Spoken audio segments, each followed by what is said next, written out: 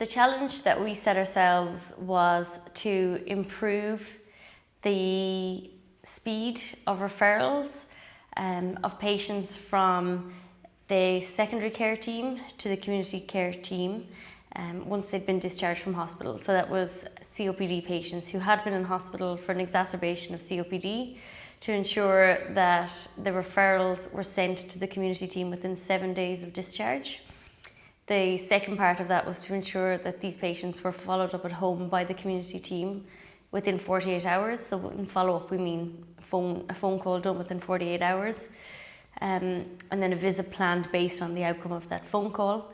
Our overarching aim was to reduce readmission rates. So at that time, the readmission rates for COPD patients who had been discharged from that hospital were quite high, and probably the main reason why was because the speed at which the referrals went from the secondary care team to the community team was often quite delayed, because we didn't have a very good structure or a very good communication pathway or referral pathway in place. So our overarching aim was to try and reduce those readmissions by using the resources that were already in place. The challenge that our team have looked at reducing referral rates for patients over the age of 60 with a diagnosis of COPD to secondary care by 50%. And we've looked at three themes of how we're going to achieve this. One of the main theme was looking at the referral process used by GP practices, and we've developed a pathway which the GPs in our CCG are happy to pilot, and we've worked closely with secondary care.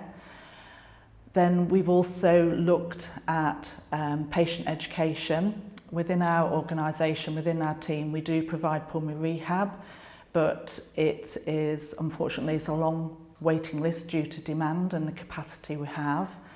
And one of the practice nurses within the 100-day challenge had said about an education programme for patients from diagnosis.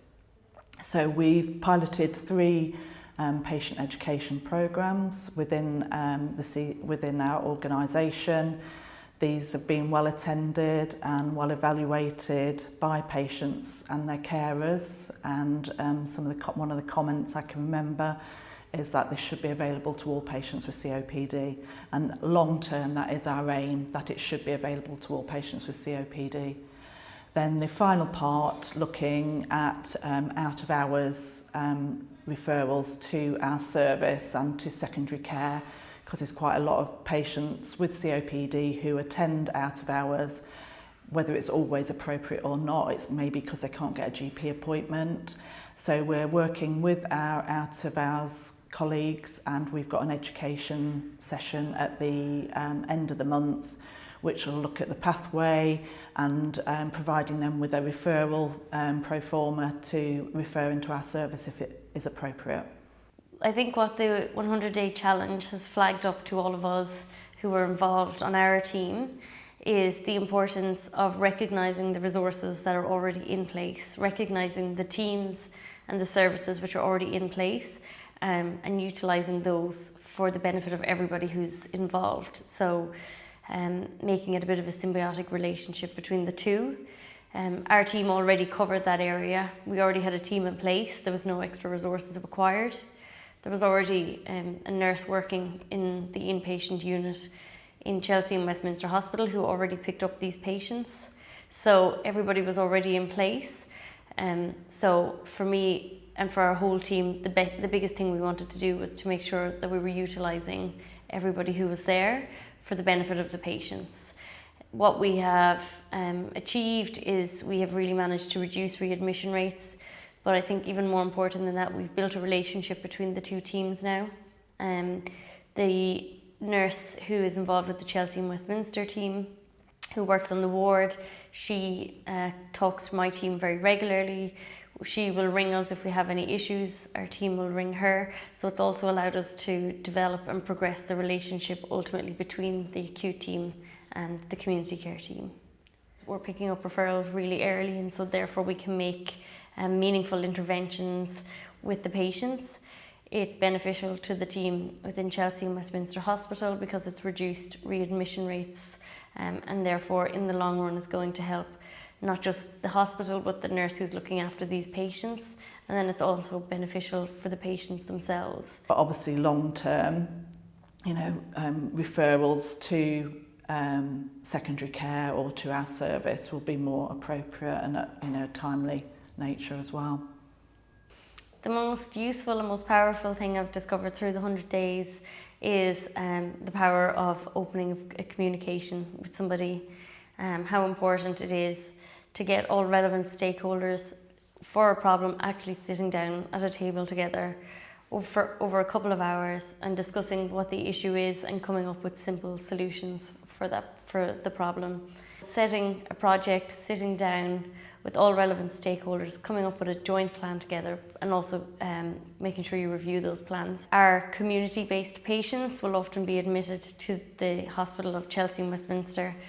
So by opening up communication between those healthcare professionals who see the patients within the hospital and the healthcare professionals who can see the patient in their home is what's had the biggest impact.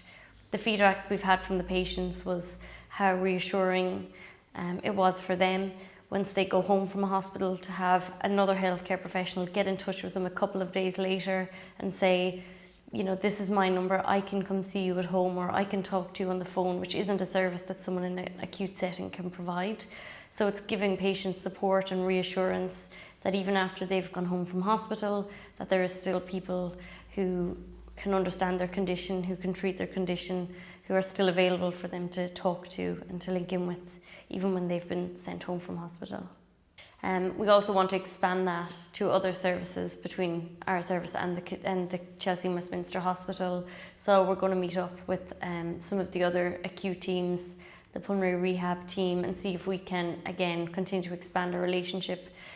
Given that our services cross the same geographical sites of Chelsea and Westminster, we often have patients who go between the two areas or the two services. So it's just continue to develop that relationship as much as we can.